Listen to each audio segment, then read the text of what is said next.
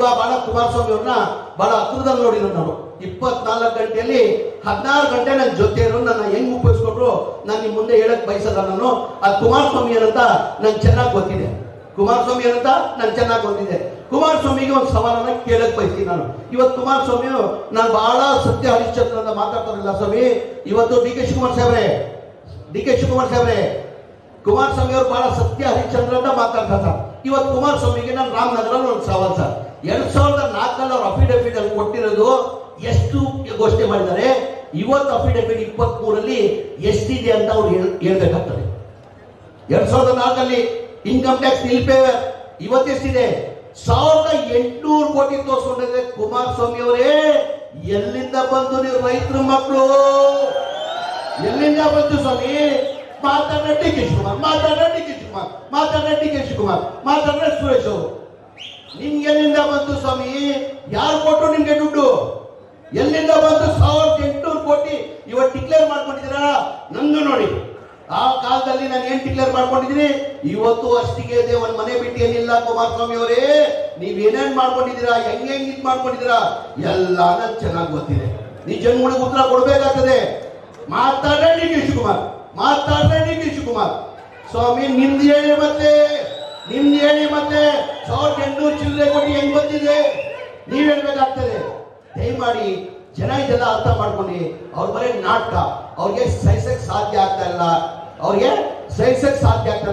ಏನಾರ ಮಾಡಿ ಈ ಸರ್ಕಾರ ಬೀಳ್ಸ್ಬೇಕಂತಾರೆ.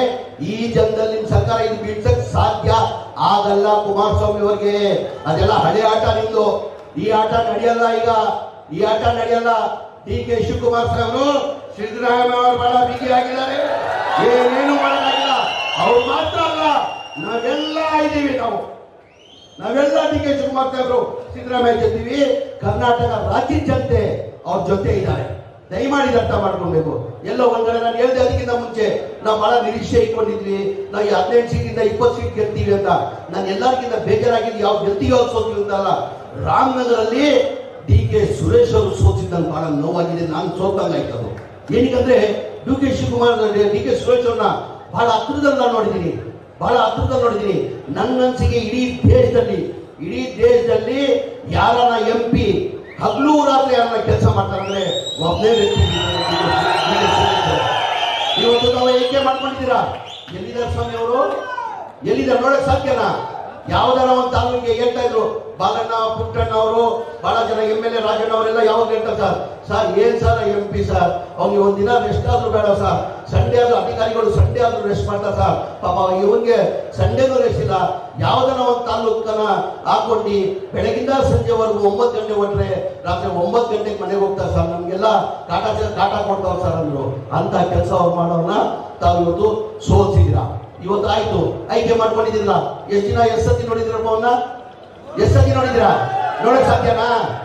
ಏನಿದ್ರು ನಿಮ್ ಕಷ್ಟ ಸುಖಕ್ಕೆ ಬರೋರೆ ಡಿ ಕೆ ಸುರೇಶ್.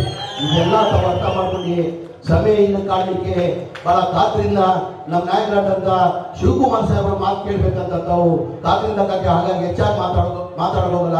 ದಯಮಾಡಿ ನಿಮ್ಮಲ್ಲಿ ಕೈ ಜೋಡಿಸಿ ಮನವಿ ಮಾಡಿ ಕೇಳ್ಬೋದು. ನಾಳೆ ರಾಮನಗರದಲ್ಲಿ ಅವ್ರ ಅಡ್ಡ ಕೇಳ್ಬೇಕು ನೀವು. ಸುಮ್ಮನೆ ಸಭೆ ಆಯ್ತು, ಸಭೆ ಆದ ತಕ್ಷಣ ಹೋಗಿ ಮನೆಯಲ್ಲಿ ಊಟ ಮಾಡ್ಕೊಂಡು ಮಲ್ಕೊಳ್ಳೋಂಗಿಲ್ಲ. ನಾಳೆ ಕೇಳ್ಬೇಕು ಅವ್ರನ್ನ ಬಂದು, ಯಾವ ಕಾರಣಕ್ಕೆ ನೀವು ಇಲ್ಲಿ ಬಂದಿದ್ದೀರಾ, ಯಾವ ಕಾರಣಕ್ಕೆ ತಾವು ಪಾದಯಾತ್ರೆ ಮಾಡ್ತಾ ಇದ್ದೀರಾ, ಏನ್ ಸಿದ್ದರಾಮಯ್ಯ ಅವ್ರ ಪಾತ್ರ ಇದೆ ಅಂತ ಹೇಳಿ ಅಂತ ಹೇಳ್ಬಿಟ್ಟು ತಾವು ಅಡ್ಡ ಆಗ್ಬೇಕಂತ ಮಾತನ್ನ ಹೇಳಿ ನನಗೆ ಮಾತಾಡೋಕೆ ಅವಕಾಶ ಪಡಿ ನಾನು ಮಾತು ಮುಗಿಸ್ತೀನಿ.